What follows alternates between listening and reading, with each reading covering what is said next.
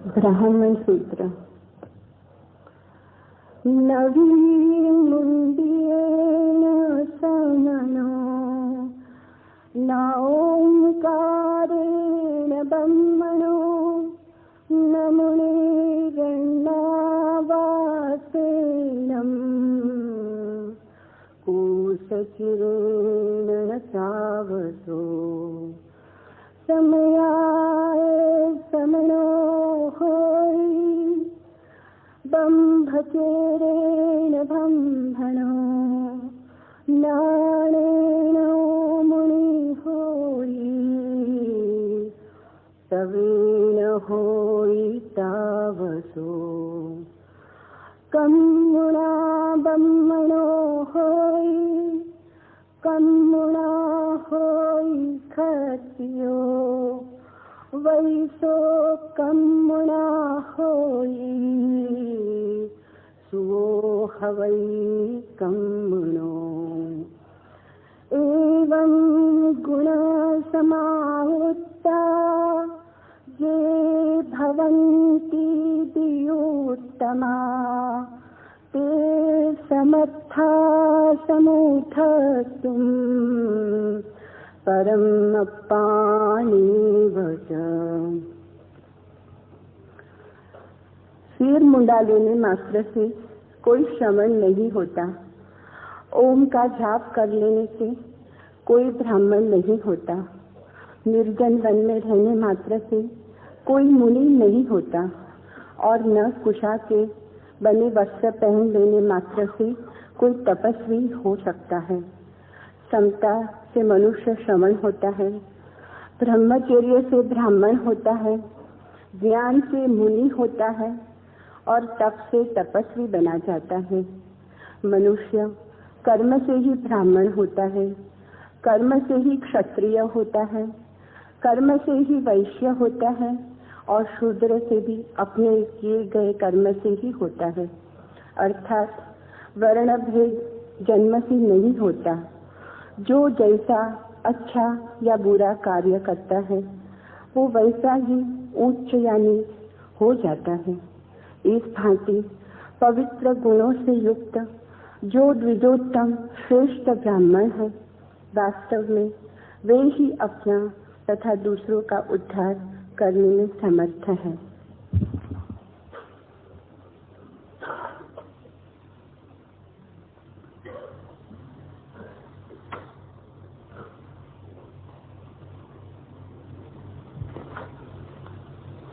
सत्य के अनुसंधान में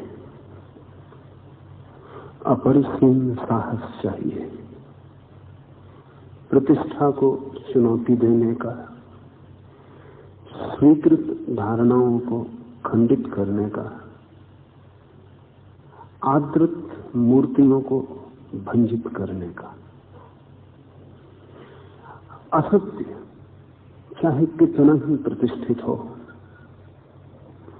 उसे असत्य की तरह ही घोषित करना, असत्य की तरह ही जानना साधक के लिए अत्यंत अनिवार्य है। बहुत बार प्रतिष्ठित को हम सत्य मान लेते हैं, परंपरागत को सत्य मान लेते हैं, बहुजन के द्वारा स्वीकृत को सत्य मान लेते हैं। स्वार्थ में भी यही होता है कि व्यर्थ की उलझन में हम न पड़ें। सभी जैसा मानते हैं वैसा ही हम भी मान लें और सभी के साथ भीड़ में खड़े हो जाएं। लेकिन भीड़ कभी सत्य को उपलब्ध नहीं होती। समूह तो अंधकार में ही भटकता है। भीड़ से दूर उठने की हिम्मत चाहिए। भीड़ से दूर उठने में कठिनाई भी होगी, अड़चने होंगी, असुविधा होगी, लेकिन वह भी सत्य की खोज की तपस्या है। चाहे विज्ञान हो चाहे धर्म, एक संबंध में दोनों राजी हैं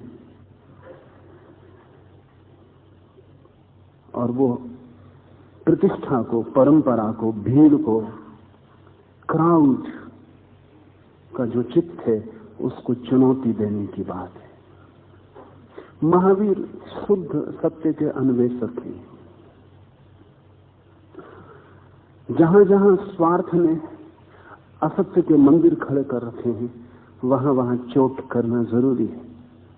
वो चोट मनुष्यों पर नहीं है, मनुष्यों की भूलों पर है। विश्व के वैज्ञानिक वर्तन में एक छोटी सी बड़ी मधुर कथा प्रचलित है। ऑस्ट्रियन वैज्ञानिक वुल्फगैंग पावली 1958 में मरा। कथा है कि ईश्वर बहुत दिन से उसकी प्रतीक्षा कर रहे थे कि वो कब मरे और कब आए, क्योंकि पावली जैसे आदमी मुश्किल से कभी होते हैं। असत्य को पकड़ने की लोग कहते हैं ऐसी क्षमता मनुष्य जाति के इतिहास में, विज्ञान की परंपरा में दूसरे व्यक्ति के पास नहीं थी। क्षण भर में असत्य को पकड़ लेना, भूल को पकड़ लेना पावली की कुशलता थी। और चाहे कितना ही खोना पड़े, कितना ही दांव पर लगाना पड़े, भूल को स्वीकार करना या भूल को मद्देनजर करना या छिपाना उसके लिए असंभव था। हो सकता है ईश्वर उसकी प्रतीक्षा करता हो, क्योंकि सत्य के खोजी की प्रतीक्षा ही ईश्वर कर सकता है। पावली मरा और कथा है कि ईश्वर ने पावली से कहा कि तू भी अनूठा आदमी है, छोटी छोटी भूलों के लिए तूने अपने न मालूम कितनी रातें बिना सोए बिताई, और निश्चित ही जीवन के बहुत से रहस्य, वो भौतिकविद था, फिजिसिस्ट था, तो भौतिक शास्त्र के बहुत से रहस्य तुझे अनजाने रह गए होंगे, और तू प्रतीक्षा कर रहा होगा कि कब परमात्मा से मिलना हो तो उनसे पूछ सके। तुझे कुछ पूछना तो नहीं है, मैं खुश हूं। पावली ने कहा कि धन्यवाद हे प्रभु, एक बात मुझे वर्षों से चिंतित कर रही है, और मेरे मित्रों ने, मेरे साथियों ने जितने भी सिद्धांत खोजे वो सब गलत थे और मामला हल नहीं हो पाया। जब आप ही मौजूद हैं जिन्होंने जगत को बनाया, तो अब हल होने की कोई कठिनाई नहीं। उसने भौतिक शास्त्र का एक उलझा हुआ सवाल ईश्वर को पूछा। उसने कहा कि प्रोटॉन और इलेक्ट्रॉन दोनों के मास में 1800 गुना फर्क है। प्रोटॉन का मास इलेक्ट्रॉन से 1800 गुना ज्यादा है, लेकिन दोनों का विद्युत चार्ज बराबर है। ये बड़ी हैरान करने वाली बात है। ऐसा कैसे हो पाया? क्या कारण है? जरूर कोई कारण होगा। ईश्वर ने अपनी टेबल के ऊपर से कुछ कागजात उठाए और पावली को दिए और कहा कि ये सारा सिद्धांत, इस भेद का सारा रहस्य। पावली गौर से पढ़ गया, फिर से दोबारा लौट के उसने पढ़ा, तीसरी बार फिर नजर डाली और ईश्वर के हाथ में देते हुए कहा स्टिल रॉन्ग, अभी भी गलत है।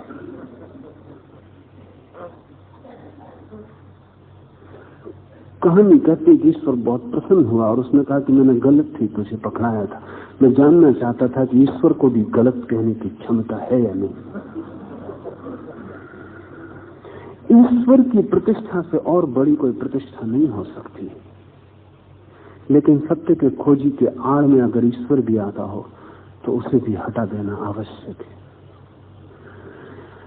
महावीर सत्य के जिस अनुसंधान में लगे हैं, बहुत सी बातें आड़ में थी। वेद की प्रतिष्ठा थी, और वेद ईश्वर से कम प्रतिष्ठित नहीं था इस देश में। ईश्वर का वचन था, कहना चाहिए ईश्वर से भी ज्यादा प्रतिष्ठित था। अगर ईश्वर भी वापस आ जाए और वेद के खिलाफ बोले तो ईश्वर अस्वीकृत हो जाएगा, वेद स्वीकृत रहेगा। वेद परम वचन था। महावीर ने वेद को अस्वीकार कर दिया, क्योंकि उन्होंने कहा कि अनुभूति ही परम हो सकती, शब्द परम नहीं हो सकते। और महावीर ने जो जो प्रतिष्ठित परंपरा थी सब पर आघात किए। ब्राह्मण प्रतिष्ठित था, महावीर ने ब्राह्मण की पूरी व्याख्या बदल दी। उस समय कोई सोच भी नहीं सकता था कि शूद्र भी अपने कर्म से ब्राह्मण हो सकता है, ब्राह्मण भी अपने कर्म से शूद्र हो सकता है। लेकिन महावीर ने जन्म की पूरी व्यवस्था तोड़ दी और कहा कि व्यक्ति अपनी चेतना से ब्राह्मण होता है या शूद्र होता है, शरीर से नहीं। स्वभावतः परंपरा को जब चोट पहुंचाई जाए तो परंपरा प्रतिशोध लेती है, लेगी ही, क्योंकि न मालूम कितने स्वार्थ गिरेंगे, निहित स्वार्थों को घाव पहुंचेगा, वो बदला भी लेंगे। उन्होंने बदला भी लिया, लेकिन उससे सत्य में कोई फर्क नहीं पड़ता। सत्य प्रतिशोध की अग्नि से और भी निखर के स्वर्ण हो जाता है। इस सूत्र में प्रवेश करने के पहले एक बात प्राथमिक रूप से समझ लेनी चाहिए कि धर्म के लिए सबसे बड़ा उपद्रव सदा से एक रहा है, और वो उपद्रव है कि जो आंतरिक है उसे हम बाह्य से तोलते हैं। कारण भी साफ है, क्योंकि मनुष्य का बाह्य हमें दिखाई पड़ता है, अंतस को दिखाई नहीं पड़ता है। तो अंतस को तोलने के हमारे पास कोई उपाय भी नहीं है, और अंतस मूल्यवान है, बाह्य तो केवल आवरण है, वस्त्रों की भांति। एक आदमी सफेद वस्त्र पहन सकता है, इससे शुभ्र हृदय का नहीं हो जाता। एक आदमी काले वस्त्र पहने हो, इससे ही काले हृदय का नहीं हो जाता। हृदय का वस्त्रों से क्या लेना देना है? वस्त्र हृदय को नहीं बदल सकते। यद्यपि उल्टी बात हो सकती है कि हृदय अगर शुभ्र हो तो काला वस्त्र प्रीतिकर न लगे, और आदमी काला वस्त्र न पहनना चाहे। लेकिन सिर्फ काला वस्त्र पहन लेने से किसी का हृदय काला नहीं हो जाता। ये हो सकता है कि हृदय काला हो और आदमी सफेद वस्त्र पहन के उसे छिपा लेना चाहे। बहुत लोग ये करते हैं। हृदय जितना काला हो उतने सफेद आवरण में, सफेद वस्त्र में छिपा लेना जरूरी है। वस्त्र खादी के हों तो और भी अच्छा, तो भीतर वो जो काला है वो छिप जाता है। वस्त्रों से भीतर को पहचानने का कोई उपाय नहीं है। भीतर की क्रांति तो वस्त्रों तक आ जाती है, लेकिन वस्त्रों का परिवर्तन भीतर तक नहीं जाता। लेकिन मनुष्य की कठिनाई है कि हमें बाहर से आदमी दिखाई पड़ता है, भीतर पहुंचने का कोई उपाय भी तो नहीं। और धर्म की घटना घटती है भीतर से, और हम देख पाते हैं केवल व्यवहार, अंतरात्मा नहीं। इससे पूरे धर्म की परंपराएं रोगग्रस्त हो जाती। महावीर नग्न हुए, नग्न होकर परम ज्ञान को उपलब्ध हो गए ऐसा नहीं, लेकिन परम ज्ञान जैसा उनके जीवन में घटा, वे इतने निर्दोष हो गए कि नग्नता आ गई। नग्नता पीछे आई, निर्दोषता पहले घटी। निर्दोषता को हम नहीं देख सकते, लेकिन उनका बच्चे की तरह नग्न खड़ा हो जाना हमें दिखाई पड़ा। हम में से बहुत से लोगों को भी उन्होंने प्रभावित किया। उनके जीवन की सुगंध ने, उनका प्रकाश हमें छुआ। हमारे हृदय के वीणा पर कुछ अनगूंज हुई, कोई गीत हमारे भीतर भी जगा, कोई प्रतिध्वनि हम में भी गूंजी। हम जो कि बिल्कुल जड़ हैं वो भी थोड़े हिले। लेकिन हमको महावीर की निर्दोषता नहीं दिखाई पड़ी, नग्नता दिखाई पड़ी। तो हमने सोचा हम भी नग्न खड़े हो जाएं, तो महावीर जैसा ज्ञान हमें भी उपलब्ध हो जाएगा। बात बिल्कुल उल्टी हो गई। हम नग्न खड़े हो सकते हैं, और नग्न खड़े होने का अभ्यास बड़ी कठिन बात नहीं है। एक आध दो दिन अड़चन होगी, जब सभी को जाहिर हो जाएगा आप नग्न हैं तो बात समाप्त हो जाएगी। 2-4 दिन के बाद नग्नता वैसे ही सहज हो जाएगी जैसे अभी वक्त है। पश्चिम में बहुत से न्यूट क्लब हैं, जो लोग उन नग्न क्लबों के सदस्य बनते हैं उनको 1-2 दिन अड़चन होती। सच तो पहले दिन ही अड़चन होती, दूसरे दिन से तो वो भूल ही जाते हैं। तीसरे दिन तो पता ही नहीं रहता कि कोई नग्न है, क्योंकि सभी नग्न हैं। मेरे एक मित्र एक नग्न क्लब के सदस्य थे अमेरिका में। उन्होंने मुझे बताया कि हम भूल ही गए थे कि कोई नग्न है। हमें याद तो तब आया जब एक दिन एक कपड़ा पहने हुए आदमी भीतर आ गए। जहां 500 लोग नग्न थे, वहां एक आदमी का कपड़ा पहने हुए भीतर आने से तत्काल हमको पता चला कि अरे हम नग्न हैं, अन्यथा नग्नता का कोई पता नहीं था। मन अभ्यस्त हो जाता। लेकिन नग्न क्लबों में जो बैठे हैं वो महावीर नहीं हो जाएंगे। नग्न क्लब की सदस्यता से कोई महावीर नहीं हो जाता। तो यहाँ हिंदुस्तान में जैन मुनि हैं जो नग्न हैं, और नग्न होने से महावीर नहीं हो जाएंगे। महावीर को 2500 साल हो गए। इस बीच बहुत लोग उनके पीछे नग्न हुए, एक में भी महावीर की चमक नहीं आई। कहीं कुछ भूल हो गई। जो घटना भीतर से बाहर की तरफ घटी थी, जो झरना सदा भीतर से बाहर की तरफ बहता है, हमने उसे बाहर से भीतर की तरफ ले जाना चाहा। फूल निकलते हैं पौधे में, वो भीतर से आते हैं, फिर खिलते हैं। हम जाके बाजार से फूल ले आए और पौधे की डाल पे चिपका दें। शायद किसी अजनबी को धोखा भी हो जाए, और जो नहीं जानता फूल का अंतर जीवन, वो शायद चमत्कृत भी हो, कहे कैसा सुंदर फूल है। लेकिन माली को धोखा नहीं दिया जा सकता, और साधारण आदमी को भी ज्यादा देर धोखा नहीं दिया जा सकता, क्योंकि बाहर से चिपकाया फूल अलग ही मुरझाया हुआ, लटका हुआ होगा। भीतर से आते फूल में जो जीवन है, जो प्रवाह है, जो गति है, वो बाहर से लटकाए फूल में नहीं हो सकती। तो महावीर की नग्नता का फूल तो भीतर से आता है, फिर महावीर के पीछे चलने वाला नग्नता को ऊपर से आरोपित कर लेता है और सोचता है जब बाहर हम महावीर जैसे हो गए तो भीतर भी महावीर जैसे हो जाएंगे। ये गणित बिल्कुल ठीक दिखाई पड़ता और बिल्कुल गलत है। ये सभी के साथ होगा, सभी परंपराओं में होगा। महावीर फूंक फूंक के कदम रखते हैं, कोई हिंसा ना हो जाए। उनके जीवन में ये उनको चारों तरफ से घेरे हुए हवा है कि कोई हिंसा ना हो जाए, किसी को दुख, किसी को पीड़ा, किसी को कष्ट न हो जाए। लेकिन इसका कारण आंतरिक है। महावीर ने जिस दिन जाना कि मैं कौन हूं, उसी दिन उन्हें ज्ञात हुआ कि सभी के भीतर ऐसा ही चैतन्य विराजमान है, और किसी को भी चोट पहुंचाना अंततः अपने को ही चोट पहुंचाना है। तो महावीर की अहिंसा उनके ज्ञान की छाया है। फिर उनके पीछे जैनों का समूह है, वो भी अहिंसक होने की कोशिश करता है। उसकी अहिंसा ज्ञान की छाया नहीं है, वो उल्टी कोशिश में लगा है। वो सोचता है जब मैं अहिंसक हो जाऊंगा तो मुझे ज्ञान उपलब्ध होगा। महावीर का आचरण आता है अंतरात्मा की क्रांति से, जैन का आचरण आता है आचरण से, और सोचता है कि पीछे अंतरात्मा की क्रांति होगी। हम करीब करीब बिल्कुल पागलपन का काम कर रहे हैं, जो असंभव है। ईंधन लगाते हैं हम, भट्टी में आग जलती है, आग पीछे आती है, ईंधन पहले है। हम आग को पहले रख के फिर पीछे ईंधन को लाने की कोशिश में लगे।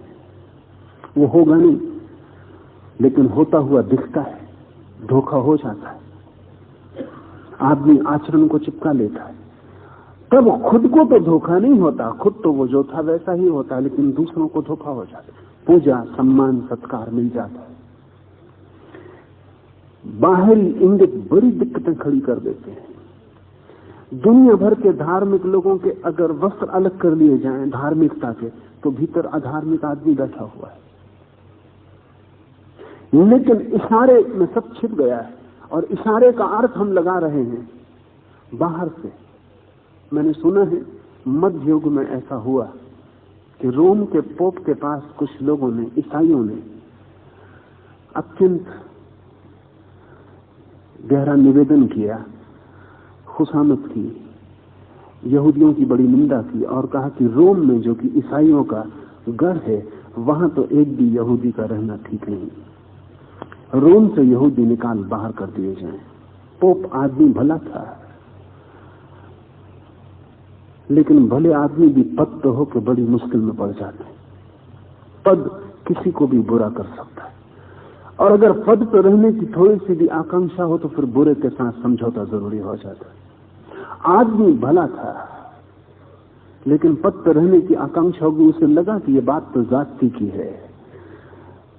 लेकिन अगर ईसाई धनपति सब नाराज हो जाएं तो कठिनाई होगी। तो उसने कहा अच्छा, पर उसने कहा एक तरकीब, हम यहूदियों को अलग कर देंगे, लेकिन इसके पहले उनको भी एक अवसर देना जरूरी है। तो उसने ये अवसर दिया कि यहूदियों में जो भी उनका प्रधान हो या जो भी उनका नेतृत्व करे वो आके मुझसे विवाद करे, पूरा रोम इकट्ठा होगा, और अगर विवाद में यहूदी जीत जाएं तो वे रह सकते हैं रोम में, अगर हार जाएं तो उन्हें रोम छोड़ना पड़ेगा। कम से कम इतना न्यायुक्त तो मालूम पड़ेगा कि हार गए इसलिए रोम छोड़ना पड़ा। यहूदी बड़े बेचैन हुए, उनके नेता, उनके गुरु, उनके पुरोहित इकट्ठे हुए सिनागाग में, और उन्होंने कहा हम तो बड़ी मुश्किल में पड़ गए। और सिनागाग का जो प्रधान पुरोहित था उसने कहा कि इसमें तो हार निश्चित है, क्योंकि निर्णायक भी पोप है, विवाद भी वो करेगा एक तरफ से, और निर्णायक भी वही है कि कौन जीता कौन हारा, इसमें जीतने का कोई उपाय नहीं, ये चाल है।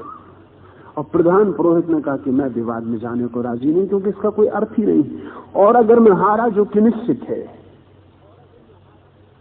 तो मेरे मन में सदा एक पाप का भाव रह जाएगा कि मेरे हारने के कारण सारे यहूदियों को रोम छोड़ना पड़ा, इसलिए मैं नहीं चाहता। हम बिना हारे छोड़ दें वो उचित है। लेकिन इतनी जल्दी यहूदी छोड़ने को राजी न थे, और पुरोहितों से पूछा लेकिन कोई राजी नहीं हुआ। सिनागाग में जो आदमी बुहारी लगाता था वो बड़ी देर से सुन रहा था, सफाई भी कर रहा था, उसने कहा अच्छा तो मैं चला जाऊं। लोगों ने कहा तू पागल, तू समझता क्या, तू सिर्फ बुहारी लगाता रहा। उसने कहा थोड़ा बहुत जो भी समझ गया हूं। जब कोई जाने को राजी ही नहीं है तो किसी का जाना जरूरी है, तो मैं जाता हूं। कोई उपाय न देखकर बुहारी लगाने वाले आदमी को, बूढ़ा यहूदी था, उसको राजी कर लिया। सारा समूह इकट्ठा हुआ, यहूदी ईसाई, बीच चौक में रोम के। पोप भी थोड़ा चिंतित हुआ, देख कर करीब बुहारी लगाने वाला बूढ़ा विवाद करने आया, लेकिन कोई उपाय नहीं था जिसको उन्होंने नेता चुना। पोप विवाद शुरू किया, उसने आकाश की तरफ हाथ उठा के आकाश को दिखाया यहूदी को। जब उसने आकाश की तरफ इस तरह हाथ करके दिखाया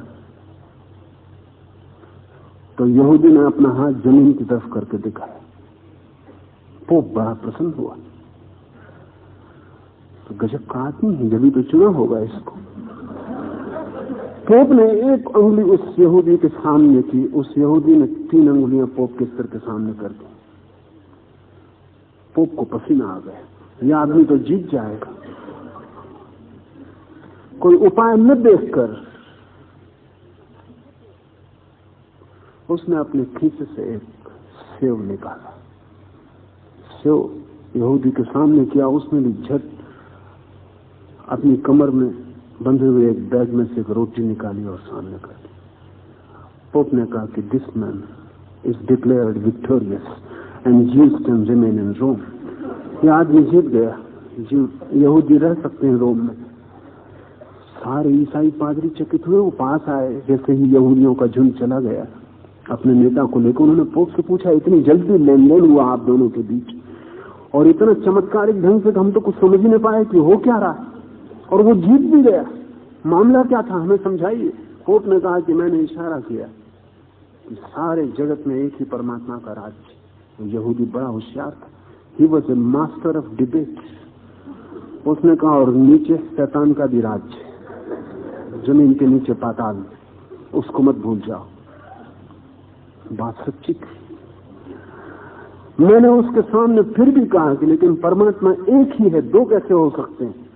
तो मैंने एक उंगली उसके सामने की, उसने 3 उंगली मेरे मुंह के सामने करके मुझको हरा दिया। ट्रिनिटी, 3 का सिद्धांत कि परमात्मा 3 है, एक नहीं। ईसाई मानते हैं कि परमात्मा 3 है, जैसा हिंदू मानते हैं त्रिमूर्ति, परमात्मा, होली घोस्ट और उसका पुत्र। कोई उपाय ही नहीं था, अपनी ही चीज अपने ही सिर पर मार दी उसने 3 बता। तो मैंने सोचा कि सिद्धांत में इसको उलझाना मुश्किल है, कोई और सरल सी चीज निकालूं, शायद इसमें हार जाए। तो मैंने खींच से सेव निकाला और मैंने कहा कि कुछ ना समझ अपने भीतर। जमीन को कहते हैं कि सेव की तरह गोल है। उस वक्त विज्ञान की नई खोजें चल रही थी और विज्ञान सिद्ध कर रहा था कि जमीन वर्तुलाकार है, चपटी नहीं। यहूदी भी गजब था, रोटी साथ लेके आया था, उसने रोटी दिखा दी। उसने कहा कि कोई कुछ भी कहे, लेकिन जैसा बाइबल में कहा कि जमीन रोटी की तरह सपाट और चपटी, हारने के सिवा कोई उपाय नहीं था। सिनागाग भागे हुए यहूदी पहुंचे, उसने उससे कहा बुहारी लगाने वाले से कि तूने हद कर दी, क्या गजब का हुआ क्या? उसने कहा everything was just nonsense, that man is mad. और अगर चौथा सवाल पूछता तो मैं उसको झपट्टा मार देता। बहुत गुस्सा मुझे आ गया। तो फिर भी हुआ क्या, तू जीत तो गया? उसने कहा वो मेरी समझ में भी नहीं आता, मैं जीत कैसे गया? जब उस आदमी ने ऐसा हाथ किया तो मैं समझा कि ये कह रहा है कि निकलो यहूदी और रोम से।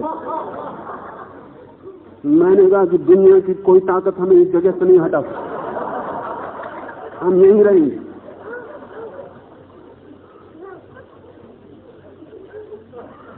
उस आदमी ने मेरी आंख के सामने एक उंगली की और कहा कि ड्रॉप डेड, मर जाओ। तो मैंने 3 उंगलियां की और मैंने कहा कि यू ड्रॉप डेड थ्राइस। और तब मैंने देखा, then I saw that he is bringing out his lunch, so I brought out mine. ये अपना भोजन निकाल रहा है, तो मैं भी अपना भोजन तो साथ ही रोज रखता ही हूं। गरीब आदमी हूं, रोज दोपहर घर जाना आसान नहीं होता, तो जब अपना भोजन निकाल रहे हो हम भी निकालते। और वो तो चौथा उसने नहीं पूछा तो ठीक किया। बाहरी प्रतीक कुछ भी खबर नहीं देते, और उनसे भीतर का अंदाज आप जो लगाते हैं वो अनुमान है। लेकिन हम यही कर रहे हैं। एक आदमी मंदिर जा रहा है तो हम समझते हैं धार्मिक है। मंदिर जाना बाहरी प्रतीक है, पता नहीं वो किस लिए जा रहा है, किस कारण से जा रहा है। कि मंदिर में स्त्रियां इकट्ठी हैं इसलिए जा रहा है,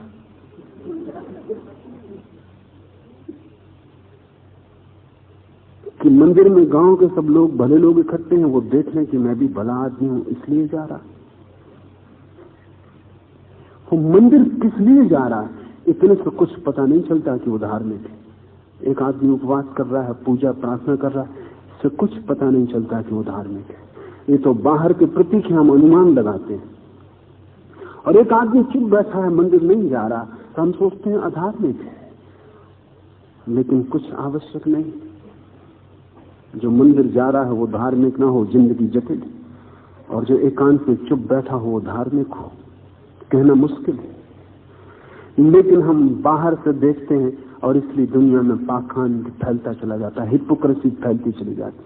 हमारे बीच जो चालाक है वो बाहर का इंतजाम कर लेते हैं, और हमारे बीच जो चालाक नहीं है वो उलझ जाते हैं, फंस जाते हैं। जो अपराधी फंस जाते हैं वो सब छोटे अपराधी हैं, बड़े अपराधी फंस नहीं पाते। बड़े अपराधी तो अधिकार में, पद में, प्रतिष्ठा में होते हैं, उन्हें फंसाना मुश्किल है। वो काफी होशियार, वो बाहर का इंतजाम कर रखते हैं। ऐसा कहा जाता है, मनोवैज्ञानिक कहते हैं कि मंदिर के पुरोहितों को कभी भरोसा नहीं होता कि ईश्वर है। ये उनका धंधा होता है, ये प्रोफेशनल सीक्रेट है। इसमें उन्हें कभी भरोसा नहीं, हो भी नहीं सकता। मंदिर के पुरोहित को क्या खास भरोसा होगा, क्योंकि जो नौकरी कर रहा है पूजा के लिए, नौकरी कर रहा है प्रार्थना के लिए, प्रार्थना जैसे निजी संबंध को जिसने व्यवसाय बना लिया, उसे परमात्मा का कोई अनुभव नहीं हो सकता है।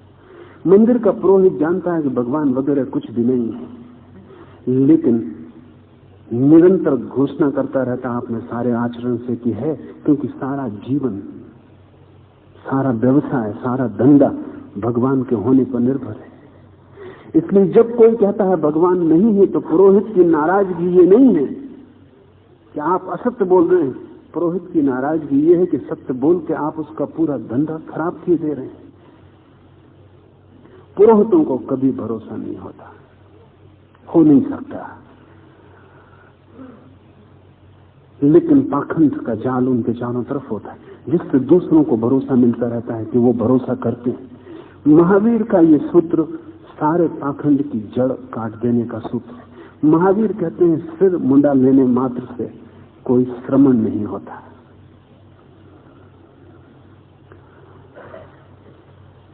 जैसे ब्राह्मण शब्द बहुमूल्य है, वैसा महावीर के लिए श्रमण शब्द महत्वपूर्ण है। और भारत में 2 संस्कृतियों की धारा है, एक ब्राह्मण संस्कृति की धारा है, और एक श्रमण संस्कृति की धारा।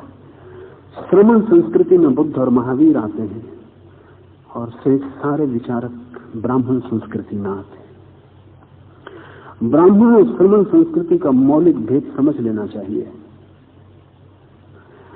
ब्राह्मण समर्पण की संस्कृति है, सरेंडर की। ब्राह्मण का मौलिक आधार है कि जब तक कोई व्यक्ति अपने अहंकार को परमात्मा के चरणों में न छोड़ दे, तब तक ज्ञान की उपलब्धि नहीं हो सकती। ब्रह्म उपलब्ध होगा जब अहंकार समर्पित हो जाए। तो समर्पण, श्रद्धा ब्राह्मण का सूत्र है। श्रमण संस्कृति बिल्कुल भिन्न है। श्रमण शब्द से ही जाहिर है, वो शब्द बना है श्रम से। श्रमण संस्कृति का आग्रह है कि समर्पण से परमात्मा नहीं मिलेगा, श्रम से मिलेगा, प्रयास, साधना से। सिर्फ असहाय हूं और पतित पावन मुझे बचाओ, इन प्रार्थनाओं से नहीं मिलेगा। जीवन को बदलना होगा, मेहनत करनी होगी, एक एक इंच जीवन को रूपांतरित करना होगा। कोई प्रार्थना सफल नहीं हो सकती, साधना सफल होगी। अहंकार मिटाना है, लेकिन श्रमण धारा कहती है कि अहंकार समर्पण करने से नहीं मिट सकता। क्योंकि पहली तो बात यह है कि जो है उसका समर्पण किया जा सकता है, जो है ही नहीं उसका समर्पण कैसे होगा। श्रमण धारा कहती है कि अहंकार नहीं है, इस सत्य को जानने की साधना करनी पड़ेगी। समर्पण क्या होगा, छोड़ेंगे कहां जो है ही नहीं, होता कुछ से छोड़ देते। और फिर श्रमण संस्कृति कहती है कि अगर दूसरे के चरणों में छोड़ेंगे तो अहंकार यहां से हटा, लेकिन वहां मौजूद होगा जहां छोड़ेंगे। और इसलिए भक्त का अहंकार अपने भीतर से हट के भगवान के साथ जुड़ जाता है। भक्त को आप गाली दो वो नाराज न होगा, उसके भगवान को गाली दो वो लड़ने को तैयार हो जाए। तो अहंकार शिफ्ट हुआ। कल तक अपने साथ था कि मैं महान हूं, अब मैं महान नहीं हूं ये छोड़ दिया, लेकिन मेरा भगवान, मेरा कृष्ण, मेरा राम, मेरा जीसस, मेरा महावीर महान है। अहंकार दूसरी तरफ हट गया, लेकिन सूक्ष्म रूप से अब भी आपका ही अहंकार है, क्योंकि न वहां राम है, न वहां कृष्ण, न महावीर, उसको झेलने को आप अपने ही हाथ में संभाले हैं। भगवान भी आपका, अहंकार भी आपका, वे दोनों आपके भीतर ही छिपे हैं। श्रमण संस्कृति कहती है अहंकार मिटाना, समर्पण करने का कोई उपाय नहीं। और मिटाने का अर्थ है कि इतना श्रम करना है कि स्वयं दिखाई पड़ जाए कि अहंकार है ही नहीं, तिरोहित हो जाए। जैसे सुबह की ग्रेट हो, समग्र होती, तो अहंकार का कुहासा समर्पित नहीं होता, विसर्जित हो जाता है। श्रमण संस्कृति स्वयं पर भरोसा रखती है, ब्राह्मण संस्कृति ब्रह्म पर भरोसा रखती है। श्रमण संस्कृति व्यक्तिवादी है, ब्राह्मण संस्कृति अद्वैतवादी है। ब्राह्मण संस्कृति में एक ब्रह्म है और श्रमण संस्कृति में उतने ही ब्रह्म है जितनी चेतनाएं हैं, और हर व्यक्ति ब्रह्म होने का अधिकारी है। ये दो धाराएं हैं। महावीर कहते हैं सिर मुंडा लेने मात्र से कोई श्रमण नहीं होता। जैन साधु हो जाते हैं लोग, उनका सिर मुंडा दिया, वस्त्र बदल दिए, हाथ में उपकरण दे दिए साधु के, साधु हो गए। कल तक ये आदमी साधु नहीं था, एक क्षण में वस्त्र बदल देने से, सिर मुंडा देने से साधु हो गया। कल तक इसके चरण कोई छूता नहीं, शायद ये चरण छूता तो लोग अपने चरण को हटा लेते, अब लोग इसके चरणों पर सिर रखते हैं। कि महावीर कहते हैं सिर मुंडा लेने मात्र से कोई श्रमण नहीं हो जाता। वाह आचरण पूरा भी कर लिया जाए तो भी भीतर के श्रमण का जन्म नहीं होता। हाँ, भीतर के श्रमण का जन्म हो तो बाहर का आचरण भी पीछे आ सकता है, लेकिन बड़े फर्क है। बुनियादी फर्क यह है कि अगर कोई भीतर से श्रमण की स्थिति को उपलब्ध हो जाए तो बाहर का आचरण बदलेगा जरूर, लेकिन प्रत्येक व्यक्ति का अलग बदलेगा। इसे जरा समझ लें, क्योंकि प्रत्येक व्यक्ति के जीवन का ढंग भिन्न है, बेजोड़। तो महावीर नग्न खड़े हो जाएंगे। बुद्ध भी श्रमण को उपलब्ध हुए लेकिन नग्न खड़े नहीं हुए।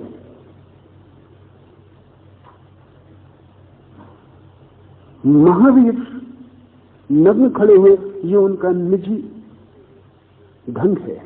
जो घटना घटी है उस घटना को अभिव्यक्त करने का उनका निजी ढंग है। बुद्ध को ये निजी ढंग नहीं जमा, ये ख्याल में भी नहीं आया। जब कोई व्यक्ति भीतर की क्रांति को उपलब्ध होता है तो बाहर को व्यवस्था नहीं देता, बाहर जैसा भी घटित होने लगता है उस चेतना के प्रकाश में वैसा घटित होने देता है। तो दुनिया के सारे ज्ञानी एक जैसा व्यवहार करते नहीं दिखाई पड़ते। ये बड़े मजे की और समझ लेने की बात है। अगर ज्ञान भीतर हो तो दो ज्ञानियों का व्यवहार एक जैसा नहीं होगा, लेकिन अगर आचरण थोपा जाए तो हजारों ज्ञानियों का व्यवहार एक जैसा होगा, मगर वो ज्ञानी नहीं। जैन साधुओं को 500 को खड़ा कर दे, अगर वो तेरापंथी तो सब मुंह पे पट्टी बांधे हुए खड़े, जैसा कि सैनिक या सिपाही खड़े हो। सैनिक और सिपाही का एक जैसा एक यूनिफॉर्म में खड़ा हो जाना समझ में आता है, एक ढंग से खड़े हो जाना समझ में आता है। उसका कारण है क्योंकि सैनिक के व्यक्तित्व को मिटाने की पूरी कोशिश की जाती ताकि उसमें कोई आत्मा न रह जाए। आत्मा रहे तो युद्ध में वो कुशल नहीं हो पाएगा, वो जड़ मशीन की तरह हो जाए, उसका सारा काम यांत्रिक हो जाए। तो आप 500 सैनिकों को खड़ा करके देखें, आपको 500 लोग दिखाई पड़ेंगे लेकिन व्यक्ति दिखाई नहीं पड़ेंगे।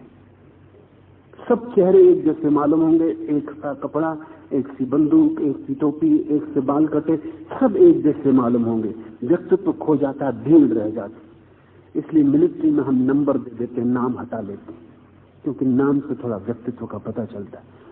अगर एक आदमी मर जाता है तो तख्ती पर खबर लग जाती है कि 11 नंबर गिर गया। 11 नंबर गिरने से कुछ भी पता नहीं चलता कौन गिर गया। वो कवि था, वैज्ञानिक था, साधु था, असाधु था, उसके बच्चे हैं, पत्नी है, कुछ पता नहीं चलता। 11 नंबर का न कोई परिवार होता है, न कोई बच्चे होते, न पत्नी होती। 11 नंबर के क्या बच्चे होंगे। 11 नंबर गिर जाता, तख्ती पर लोग पढ़ लेते, बात खत्म हो गई। 11 नंबर की जगह दूसरा आदमी 11 नंबर हो जाता। ध्यान रहे, नंबर रिप्लेस किए जा सकते हैं, व्यक्ति रिप्लेस नहीं किए जा सकते। कोई उपाय नहीं, आप में से एक व्यक्ति हट जाए, कोई उपाय नहीं जगत में कि उसकी जगह दूसरा व्यक्ति रखा जा सके, क्योंकि उसकी पत्नी कहेगी कि कितना ही दूसरा व्यक्ति प्यारा हो, मेरा पति नहीं। उसके बेटे कहेंगे कि कितना ही अच्छा आदमी हो, लेकिन मेरा पिता नहीं। उसके मित्र कहेंगे कि सब ठीक है, लेकिन वो मित्रता कहां है। उसकी मां कहेगी कि सब ठीक है, लेकिन मेरा बेटा जिसे मैंने जन्मा था। व्यक्ति को स्थान पर रखा नहीं जा सकता, बदला नहीं जा सकता। नंबर बदले जा सकते हैं, एक फिएट कार की जगह दूसरी फिएट कार रखें, तीसरी रखें, कोई फर्क नहीं पड़ता। यंत्र बदले जा सकते हैं। तो मिलिट्री पूरी कोशिश करती है कि व्यक्ति मिट जाए और यंत्र रह जाए, और उस व्यक्ति को पूरी ऐसी चेष्टा करवाई जाती है कि धीरे धीरे आज्ञा उसको मैकेनिकल हो जाए, सोच विचार समाप्त हो जाए। तो इसलिए उसको लेफ्ट राइट करवाते रहते हैं वर्षों तक।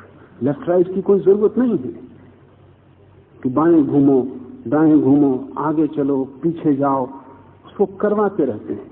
नया नया सैनिक भी हैरान होता है कि इतना ये करवाने से क्या मतलब, और वर्षों तक। लेकिन इसका उपयोग है धीरे धीरे बाएं घूमो, ये सुनते ही उसे सोचना नहीं पड़ता, वो बाएं घूमता है, सोचने की कोई जरूरत नहीं रह जाती। जिस दिन बिना सोचे शरीर बाएं घूमने लगता है, उस दिन यह आदमी अब सैनिक हो गया, इसकी आत्मा खो गई। अब इससे कहो गोली चलाओ तो इसका हाथ घोड़े पर जाएगा, गोली चलेगी। अब ये सोचेगा नहीं कि मैं किसको मार रहा हूं, क्यों मार रहा हूं, मारने का क्या अर्थ है, क्या प्रयोजन न। अब ये यंत्रवत हो गया। तो सैनिक के लिए तो पहुंच के मिटा देना उचित है, लेकिन साधु के लिए पहुंच के मिटा देना बिल्कुल गलत है। लेकिन 500 तेरापंथी साधु खड़े करें, कि स्थानकवासी साधु खड़े करें, कि दिगंबर साधु खड़े करें, वो सब बिल्कुल एक जैसा लकीर के फकीर होकर चल रहे हैं। इससे लगता है कि भीतर कोई अपनी चेतना नहीं है जो मार्ग खोज सके। शास्त्र में जो मार्ग दिया है उसको नाप नाप के चल रहे हैं। अपना कोई बोध नहीं है जो आचरण बन सके। आचरण शास्त्र से पकड़ा है, उसको थोपते चले जा रहे हैं। इससे एक बड़ी अशोभन घटना घटती है, आत्मा खो जाती। साधु की भी औपचारिक व्यवस्था रह जाती, आत्मा खो जाती।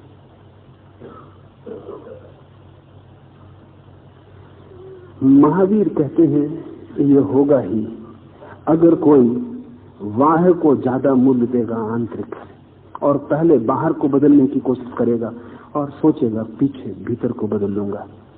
सिर मुंडा लेने से कोई श्रमण नहीं होता। हालांकि ये हो सकता है कि जो श्रमण हो गया है वो सिर मुंडा ले, ये दूसरी बात हो सकती है, जरूरी नहीं है कि हो। और ध्यान रखना कि जो सिर न मुंडाए तो ऐसा मत समझ लेना कि वो श्रमण नहीं हुआ। लेकिन ये घट सकती है, ये घटना घट सकती है कि कोई श्रमण होकर सिर मुंडा ले।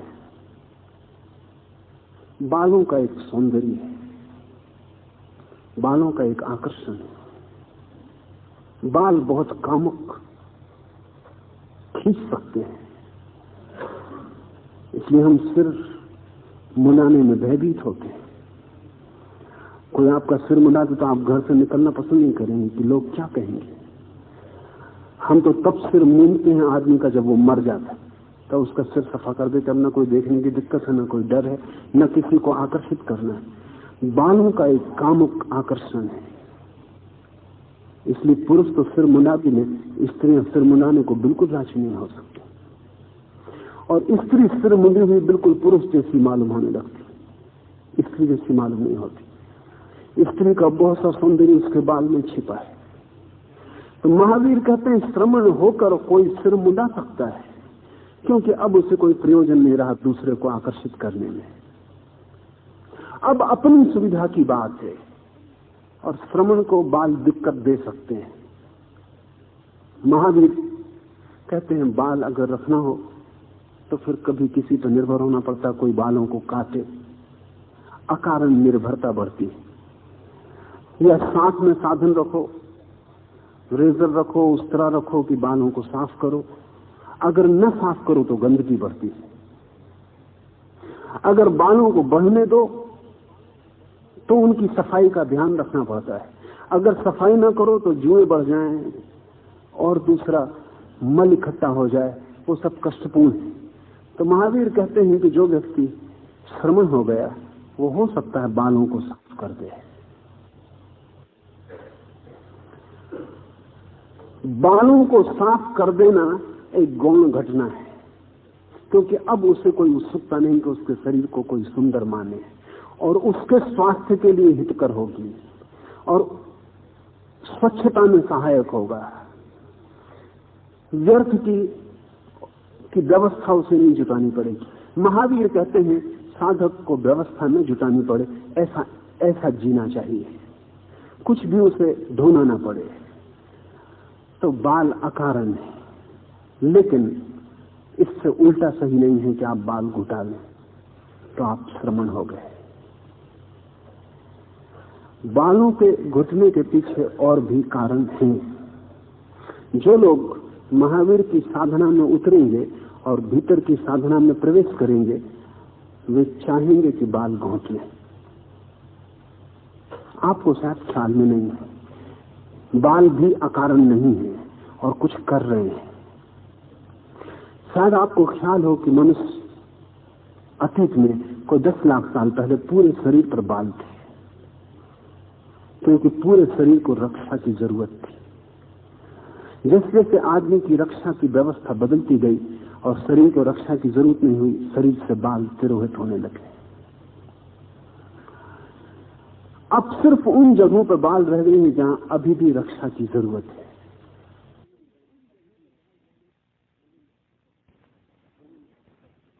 ग्लिम्स भीतर छिपे हैं जिनको रक्षा की जरूरत है।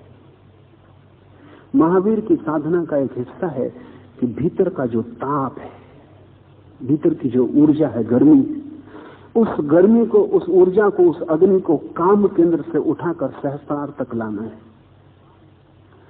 बाल उस गर्मी को बिखरने में बाधा देंगे, उस गर्मी को मस्तिष्क में रोक लेंगे। वो गर्मी आकाश में तिरोहित हो जानी चाहिए, अन्यथा मस्तिष्क भारी और रुग्ण हो जाएगा। तो सहस्रार के स्थान पर बाल नहीं होने चाहिए, ताकि ऊर्जा सीधी आकाश में लीन हो जाए। ध्यान रहे, शरीर में ऊर्जा पैदा हो रही है, उसको विसर्जित करने के दो उपाय हैं। एक तो संभोग के द्वारा, तब वो निम्नतम केंद्र से जगत में चली जाती, प्रकृति में चली जाती। और दूसरा उपाय है श्रेष्ठतम स्रोत से। ये दो छोर हैं, और जैसे विद्युत छोर से ही केवल विसर्जित हो सकती है, ऐसे ही इन दो छोरों से जीवन ऊर्जा विसर्जित होती है। जो व्यक्ति सहस्रार से अपनी जीवन ऊर्जा को आकाश में छोड़ने में समर्थ हो जाता है, महावीर उसको ही श्रमण कहते हैं। वो काम वासना से बिल्कुल जितनी दूर संभव हो सकता है उतनी दूर चला गया, और उसकी ऊर्जा ने नई दिशा और नया आयाम ले लिया। ये गुणात्मक अंतर है। इसलिए श्रमण चाहेगा कि बालों को घोंट दे। आप जान के हैरान होंगे कि जैन मुनि, बौद्ध भिक्षु बाल घोंटते रहे, हिंदू ऋषि मुनि बाल बढ़ाते रहे, घोंटते नहीं रहे।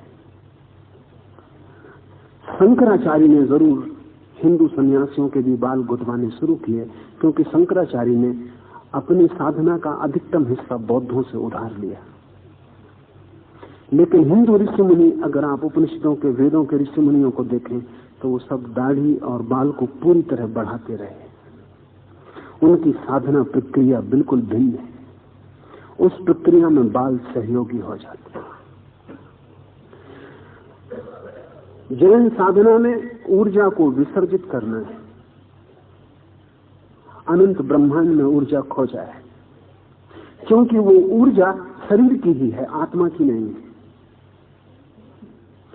हिंदू साधना में, विशेषकर पतंजलि की साधना में, उस ऊर्जा को विसर्जित नहीं करना, उस ऊर्जा को सहस्रार पर इकट्ठा करना है। दोनों रास्ते अलग हैं। उस ऊर्जा को इकट्ठा करना है एक खास सीमा तक, और जब वो खास सीमा तक इकट्ठी हो जाए तभी परमात्मा को समर्पित करनी है।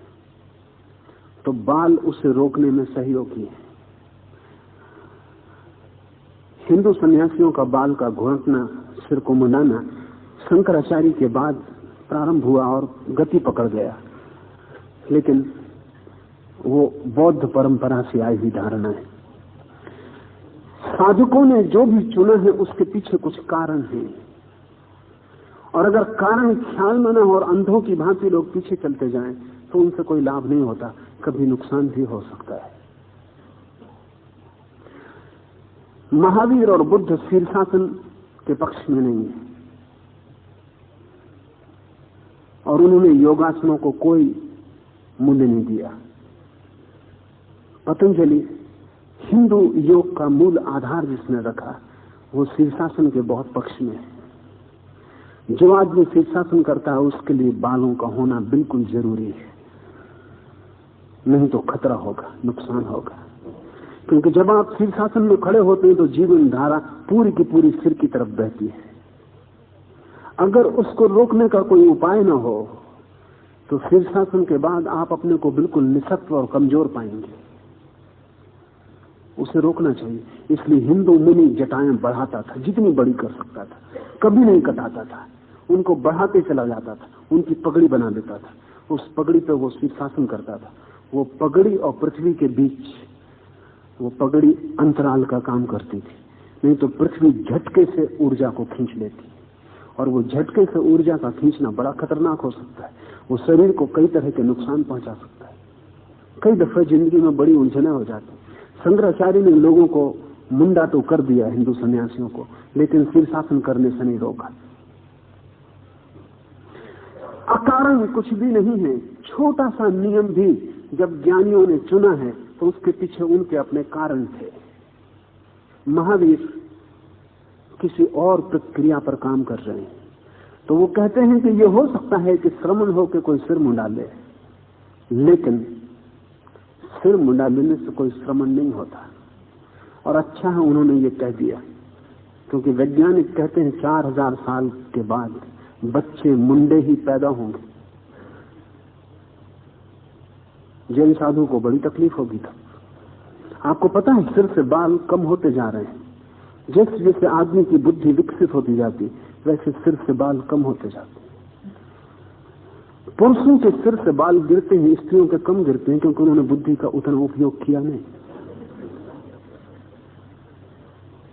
तो सबूत है इस बात का कि वो बुद्धि की प्रक्रिया पर उन्होंने काम नहीं किया। इतनी ऊर्जा उनके सिर में इकट्ठी नहीं होती कि बाल गिर जाएं। इसलिए स्त्रियां गंजी नहीं हो पाती, पुरुष गंजे हो जाते हैं। और जितनी ज्यादा प्रतिभा का उपयोग किया जाए उतनी जल्दी गंजे हो जाते हैं। वैज्ञानिक कहते हैं 4000 साल में आदमी इतना बुद्धि का प्रयोग कर रहा होगा कि बच्चा जन्म से ही गंजा पैदा होगा, गंजा होने का डर नहीं रह जाएगा। अच्छा कहा महावीर ने कि सिर मुंडा लेने से कोई श्रमण नहीं होता, नहीं तो 4000 साल बाद सभी श्रमण पैदा होते। और ओम का जाप करने में मात्र से कोई ब्राह्मण नहीं होता। ब्राह्मण होने से ओम का जाप पैदा होता है। जब कोई व्यक्ति सब भांति समर्पित कर देता है अनंत शक्ति को, अपने मस्तिष्क को सब भांति छोड़ देता है उसके हाथों में, अपने विचार को, अपनी चिंतना को, अपने मनन को सभी के उसके चरणों में उतार के रख देता है। वो चरण सही हो या झूठ ये सवाल नहीं है, उतार के रख देता है, अपनी तरफ से निर्भर हो जाता है। उसके भीतर एक परम ध्वनि गूंजने लगती है, उस ध्वनि का नाम ओंकार है। उसके भीतर ओम का सहज आवर्तन होने लगता है, उसे करना नहीं पड़ता है। लेकिन हम तो हमेशा उल्टा चलते हैं, हम बैठ के ओम का जाप करते हैं। ओम का जाप हमारा व्यर्थ है, क्योंकि ओम का जाप भी हम बुद्धि से ही करेंगे और बुद्धि ही बाधा है। ओम का जाप भी हमारे लिए एक विचार का पुनरावर्तन होगा और विचार ही तो अवरोध है। तो महावीर कहते हैं कि ओंकार का जाप करने से कोई ब्राह्मण नहीं होता। यद्यपि कोई ब्राह्मण हो जाए तो ओंकार का जाप प्रकट होता है, उसके भीतर ओम की ध्वनि गूंजने लगती, उसके रोने रोने से ओंकार गूंजने लगता। ओंकार मनुष्य के द्वारा पैदा की गई ध्वनि नहीं है, बल्कि प्रकृति की स्वाभाविक ध्वनि व्यवस्था है। अगर सब शून्य हो जाए जगत में तो ओंकार का नाद शेष रह जाए। वो नाद इस जगत का मौलिक ध्वनि स्वर है, उसे पैदा नहीं करना होता। इसलिए ओंकार को हिंदुओं ने अनाहत कहा है। दो तरह के नाद हैं, आहत नाद। मैं ताली को बजाऊं तो ये आहत नाद है, क्योंकि दो चीजें टकराई, आहत हुई, उनके आहत होने से चोट पैदा हुई। ओंकार अनाहत नाद है, दो चीजों के टकराने से पैदा नहीं होता। जब सब टकराव भीतर बंद हो जाता है तब जो शेष रह जाता है, जब भीतर बुद्धि की सारी कलह बंद हो जाती, संघर्ष बंद हो जाता है, सब विचार खो जाते हैं, सब शून्य हो जाता है। उस शून्य में जो ध्वनि अनुभव होने लगती, वो ध्वनि व्यक्ति नहीं करता, वो ध्वनि ब्रह्मांड का स्वरूप है। महावीर कहते हैं ओम का जाप कर लेने से कोई ब्राह्मण नहीं होता, निर्जन वन में रहने से कोई मुनि नहीं होता। आप अकेले में जाके रह सकते हैं, लेकिन आप अकेले नहीं हो सकते, क्योंकि भीड़ तो आपकी खोपड़ी में भरी है, वो आपके साथ चली जाएगी।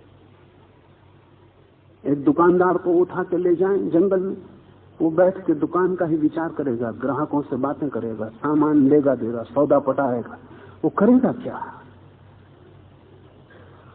मुल्ला नसरुद्दीन कपड़ा बेचता था, रात आधी रात को एकदम उठा और उसने अपनी चादर फाड़ दी। उसकी पत्नी ने कहा, नसरुद्दीन ये क्या कर रहे हो? उसने कहा, कम से कम दुकान में तो दखल न दे। कोई ग्राहक कपड़ा खरीदने आया था, वो सपने में उसको फाड़ के दे रहा था।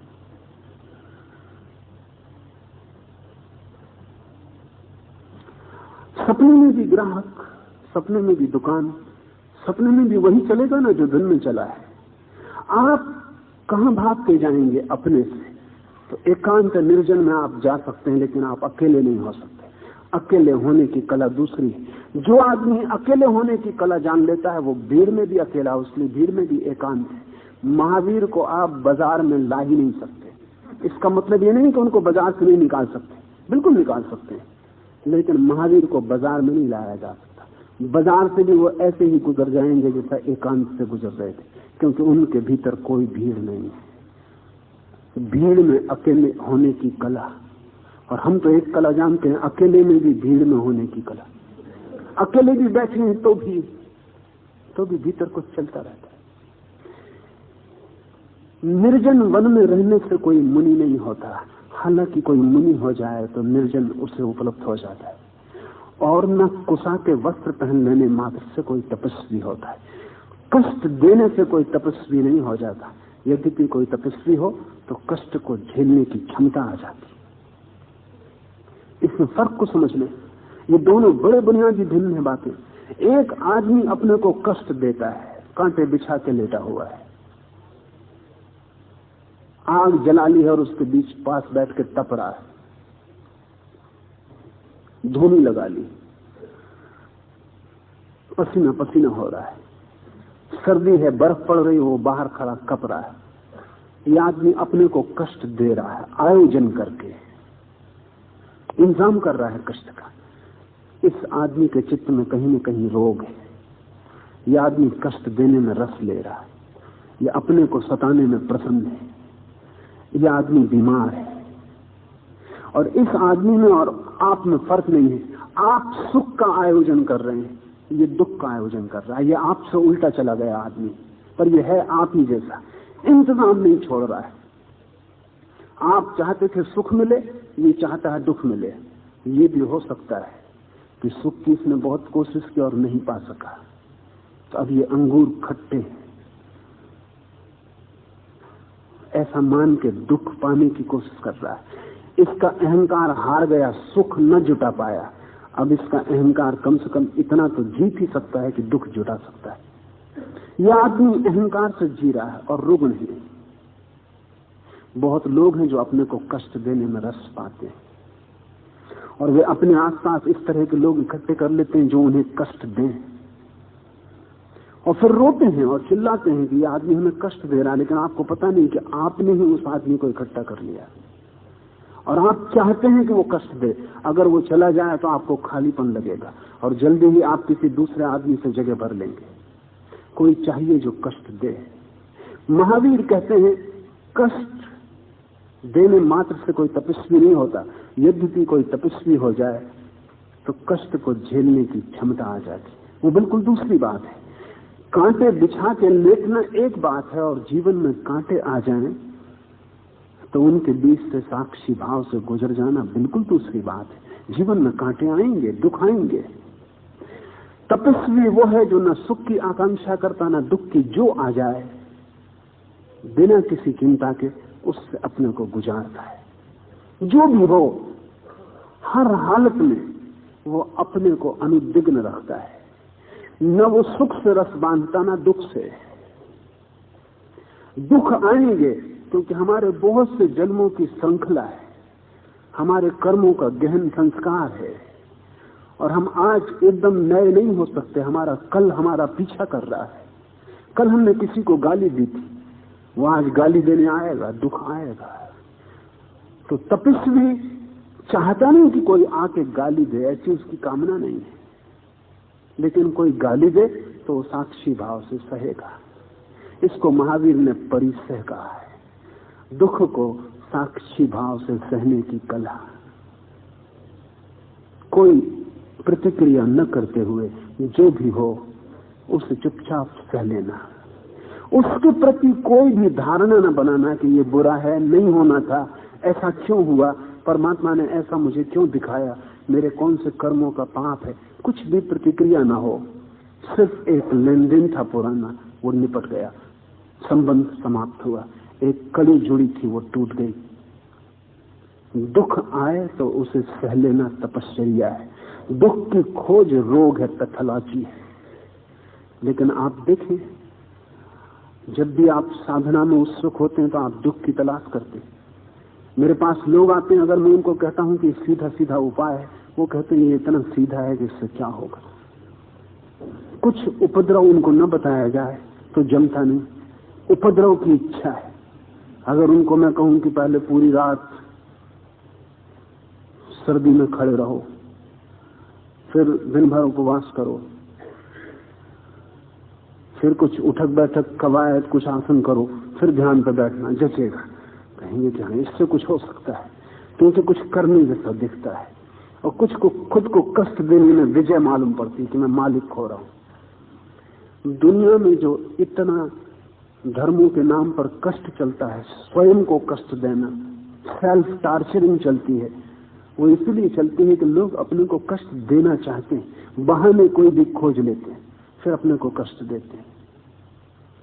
ये जो कष्ट देना है ये स्वस्थ मन का सबूत नहीं है। और महावीर कहते हैं तपस्वी का इससे कोई लेना देना नहीं। समता से मनुष्य श्रमण होता है, भीतर के समत्व से, भीतर के संतुलन से, भीतर के सम्यक्त्व से व्यक्ति श्रमण होता है। ब्रह्मचर्य से ब्राह्मण होता है और जिसका आचरण ब्रह्म जैसा होने लगता है।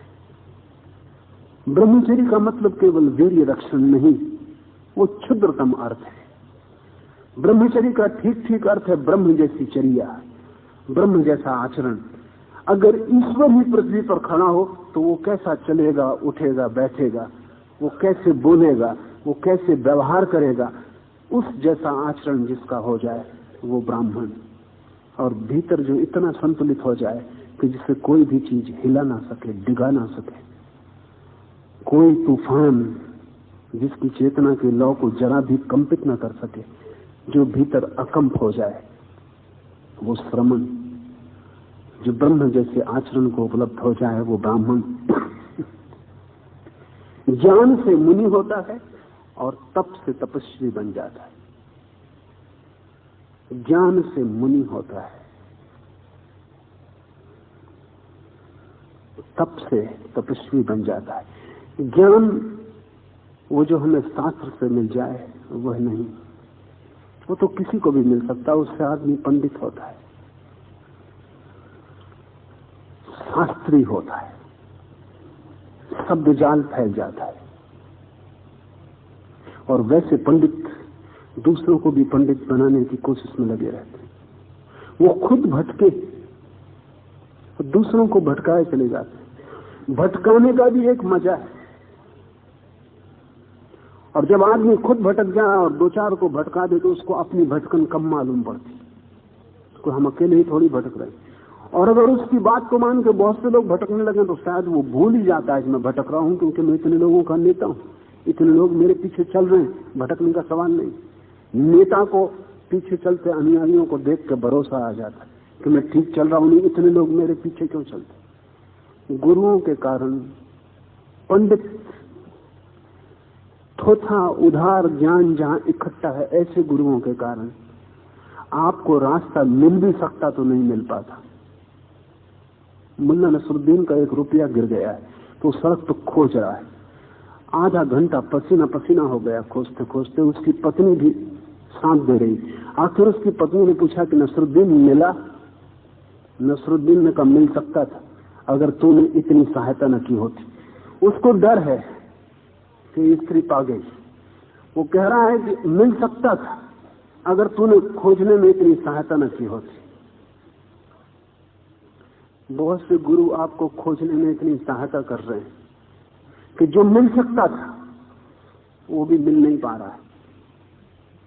लेकिन उधार ज्ञान, ज्ञान का दंभ करे ये भी स्वाभाविक है, क्योंकि दंभ करे तो ही ज्ञान जैसा मालूम पड़ सकता है। महावीर कहते हैं ऐसे ज्ञान से कोई मुनि नहीं होता। जो ज्ञान बाहर से आ सकता है वो आपकी बुद्धि को भरेगा, लेकिन जो ज्ञान भीतर से जन्मता है, जो स्वयं की अनुभूति से आता है, वही आपको मौन कर जाएगा। जो ज्ञान बाहर से आता है वो आपको मुखर करेगा, बुद्धि और बेचैन होकर चलने लगेगी। जो ज्ञान भीतर से आता है वो आपको मौन कर जाए, बुद्धि को चलने की जरूरत न रह जाएगी। इसे थोड़ा समझ लेना जरूरी है। ज्ञानी की बुद्धि चलती नहीं, जरूरत नहीं, अज्ञानी की बुद्धि चलती। और जितना ज्यादा अज्ञानी हो उतना बुद्धि को चलाना पड़ता है, क्योंकि उतनी ज्यादा जरूरत होती है। एक आंख वाला आदमी हाल के बाहर जाएगा तो टटोलेगा नहीं, क्या जरूरत है टटोलने की, आंखें हैं। सोचेगा भी नहीं कि दरवाजा कहां है, सोचने की भी क्या जरूरत, दरवाजा दिखाई पड़ता है, बस दरवाजे से निकल जाएगा।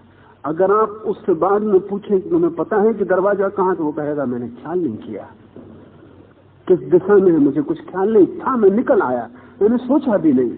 लेकिन अंधा आदमी निकलना चाहे तो पहला सवाल अंधे आदमी के सामने उठेगा, दरवाजा कहां। फिर अंधा लकड़ी से टटोलेगा, फिर अंधा किसी से पूछेगा कि दरवाजा कहां। अगर आप अंधे से पूछें तो जितनी व्यवस्था से वो जवाब देगा कि दरवाजा कहां है, आंख वाला कभी नहीं दे सकता। ये बड़े मजे की बात है। अंधे से अगर आप बाद में मिले तो वो आपको पूरा ब्यौरा बता देगा कि दरवाजा कहां है, कितनी कुर्सियों के बाद उसको दरवाजा मिला, कितनी जगह उसने टटोला, कितनी खिड़कियां बीच में पड़ी, बाएं हैं कि दाएं हैं कि कहां है। अंधा जितना ठीक जवाब देगा आंख वाला नहीं देगा। क्यों? क्योंकि अंधे को सोचना पड़ा, आंख वाला निकल गया। जैसे जैसे भीतर का ज्ञान जन्मेगा बुद्धि की जरूरत न रही, क्योंकि बुद्धि सब्स्टिट्यूट है, वो भीतर का ज्ञान नहीं है, इसलिए हमें बुद्धि का उपयोग करना पड़ता है। वो भीतर का ज्ञान आना शुरू होता है, बुद्धि का उपयोग बंद हो जाता है। बुद्धि जहां शांत होती है वहां मुनि का जन्म है, तप से मनुष्य तपस्वी बन जाता है।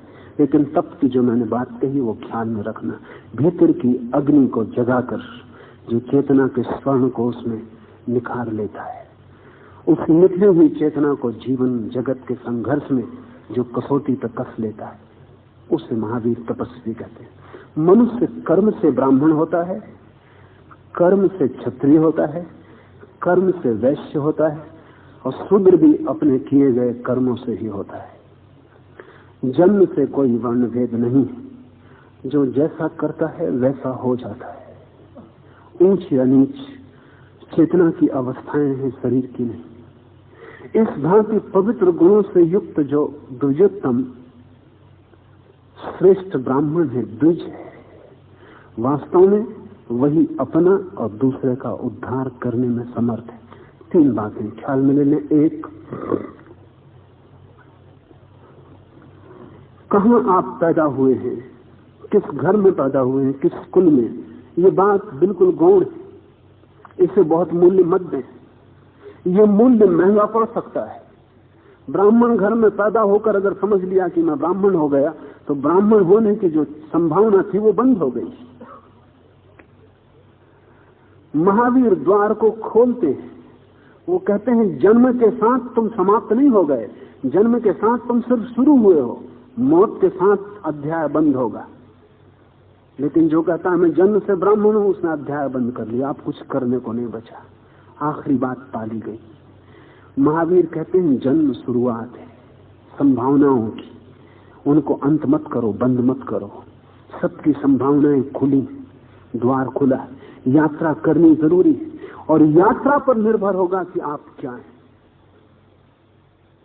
बनस्सा से किसी ने पूछा, काफी उम्र 80 वर्ष का जब हो गया तब, कि क्या तुम अपने संबंध में अब कोई सत्य कह सकते हो?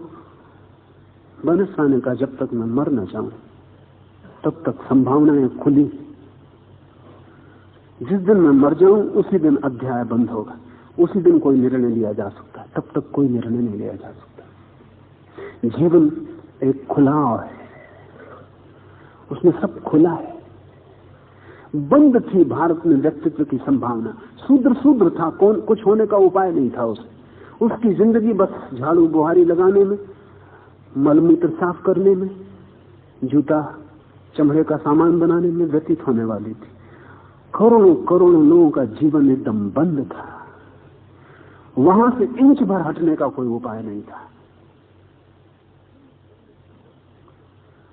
हिल डुलने की कोई सुविधा नहीं थी, समाज स्टैटिक था, अवरुद्ध था, जैसे तालाब का पानी जम गया हो, नदी की धारा नहीं थी। महावीर ने तालाब के पानी को तोड़ा,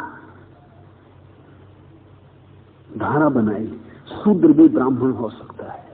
और ब्राह्मण को भी कहा कि तू आश्वस्त मत रहे, क्योंकि ब्राह्मण होना भी अर्जन है। तूने कुछ न किया तो तू भी शूद्र हो जाएगा, तू भी शूद्र रह जाएगा। ब्राह्मण की आस्था तोड़ दी ताकि वो भी खुले और बह सके, और शूद्र का बंधन तोड़ दिया ताकि वो भी खुले और बह सके। लेकिन जैन महावीर के पीछे चल नहीं पाए। जैनों में यज्ञ भी कोई वर्णन नहीं है। जैनों के भीतर कोई जैन शूद्र और जैन ब्राह्मण और जैन क्षत्रिय और जैन वैश्य नहीं है। लेकिन जैन अपने को वैश्य मानते हैं, और घर में पूजा करवानी हो, विवाह करवाना हो तो ब्राह्मण को निमंत्रित करते हैं, और घर में पाखाना साफ करवाना हो तो शूद्र को खोजते हैं। जैन भी महावीर को मान नहीं सके। जैनों के लिए तो कोई शूद्र नहीं होना चाहिए।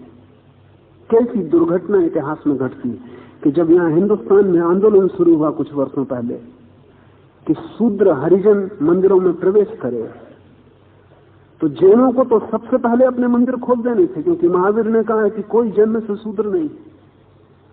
लेकिन जैनों ने सबसे पहले अपने मंदिर बंद कर लिए। उन्होंने कहा हम तो हिंदू नहीं है, इसलिए हमारे मंदिर में प्रवेश का तो कोई सवाल ही नहीं। शूद्र हिंदू है, वो हिंदू के मंदिर में जाए, लड़े झगड़े। जैन मंदिर तो जैन का है। लेकिन जैनों ने ब्राह्मणों को कभी नहीं रोका जैन मंदिर में जाने से। अगर उन्होंने ब्राह्मणों को भी रोका होता तो तर्क समझ में आता था, लेकिन ब्राह्मण तो सदा जाते रहे। शूद्र को उन्होंने रोक दिया कि जैन मंदिर में वो नहीं आ सकता, क्योंकि जैन धर्म तो धर्म ही अलग है। और महावीर कहते हैं जन्म से कोई शूद्र नहीं, जन्म से कोई ब्राह्मण नहीं, जन्म से कोई कुछ नहीं है। जैन का मंदिर तो बिल्कुल खुला होना चाहिए था, लेकिन शूद्र तो बहुत दूर। दिगंबर का मंदिर श्वेतांबर जैन के लिए खुला हुआ नहीं, श्वेतांबर का मंदिर दिगंबर के लिए खुला हुआ नहीं।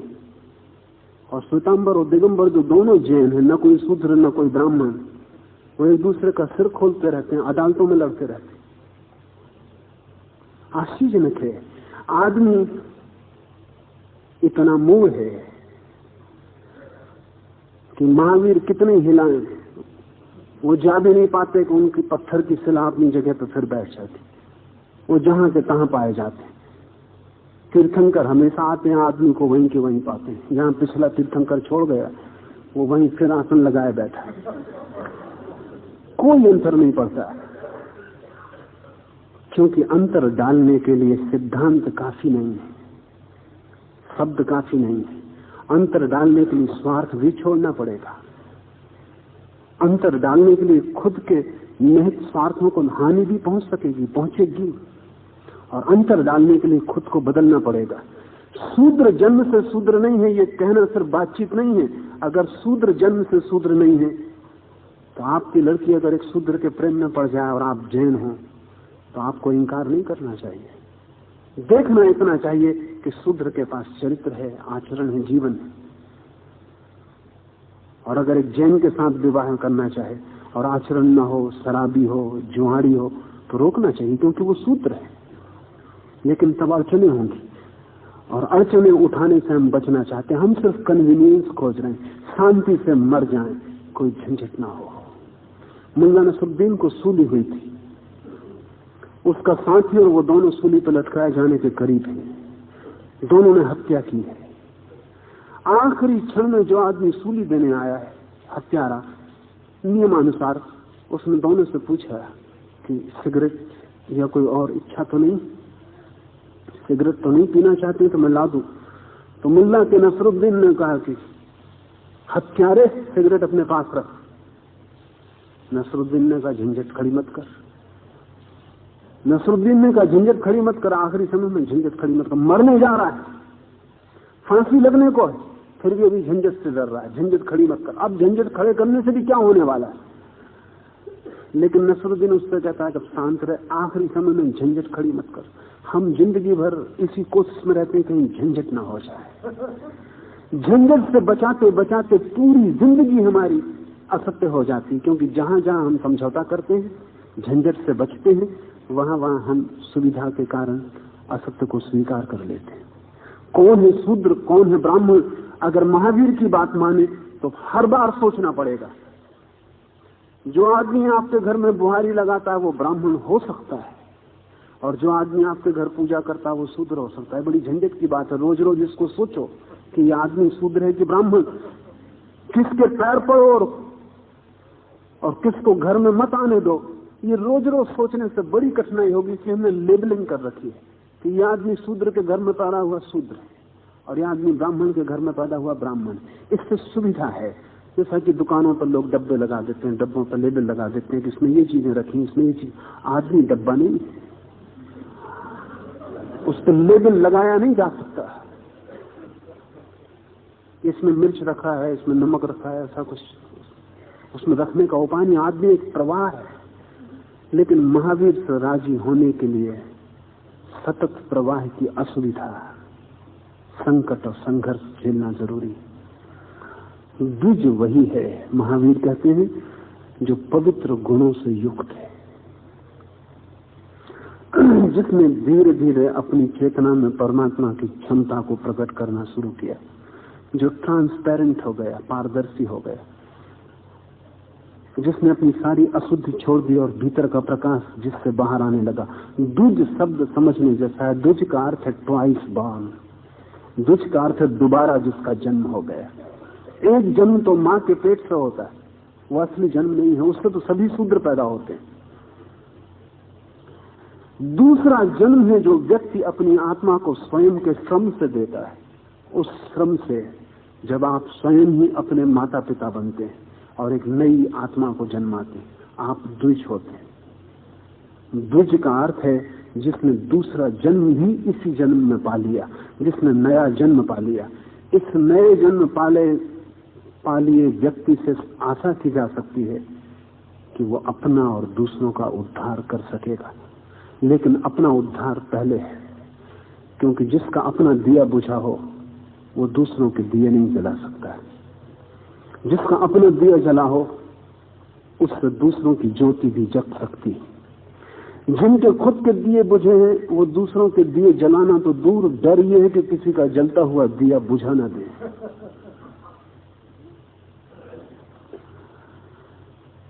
अंधों के पीछे चल के अंधे तो गड्ढे में गिरेंगे ही, जो पीछे चलते हैं वो भी गड्ढों में गिर जाते हैं।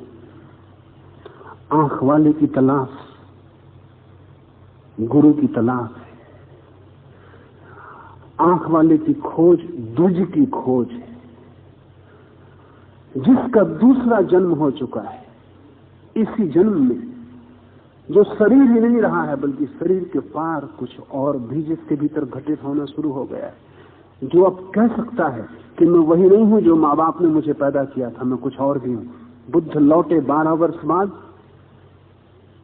सारा गांव बुद्ध को घेर के इकट्ठा खड़ा हो गया। ऐसी रोशनी देखी नहीं गई थी, ऐसे संगीत का अनुभव किसी व्यक्ति के करीब नहीं हुआ था। लेकिन बुद्ध के बाप को कुछ नहीं दिखाई पड़ा। बुद्ध के बाप नाराज थे। वो द्वार पर खड़े थे राजमहल के। उन्होंने गौतम सिद्धार्थ से कहा, सिद्धार्थ मेरे पास बाप का हृदय, मैं तुझे अभी भी क्षमा कर सकता हूं, तू वापस आ जा। बुद्ध ने निवेदन किया कि आप शायद मुझे देख नहीं पा रहे कि मैं बिल्कुल बदल के आया हूं। जो बेटा घर से गया था वो लौटा नहीं रहा है, मैं बिल्कुल नया होके आया हूं। जो गया था उसकी रेखा भी नहीं छूटी। ये जो आया हूं बिल्कुल नया हूं। आप जरा गौर से देखें। पिता नाराज हो गए। पिता जैसा अक्सर नाराज हो ही जाएंगे। पिता ने कहा कि मैंने तुझे पैदा किया और मैं तुझे पहचान नहीं पा रहा हूं। मेरा खून मांस हड्डी तेरे भीतर है और मुझे तुझे पहचानना पड़ेगा। मैं तेरा बाप हूं, मैंने तुझे जन्माया है, मेरा खून है तू, मैं तुझे भली भांति जानता हूं, तुझे देखने की क्या जरूरत है। बुद्ध ने कहा, आप ठीक कहते हैं, जो आपको दिखाई पड़ रहा है उसके आप पिता हैं, लेकिन अब मैं कुछ और भी लेके आया हूं जो आपसे नहीं जन्मा है। अब मैं द्विज होकर आया हूं, नया जन्म हुआ है। जीसस से निकोडेमस ने पूछा है कि कैसे मैं प्रभु के राज्य को पा सकूंगा, तो जीसस ने कहा जब तक तेरा नया जन्म ना हो जाए,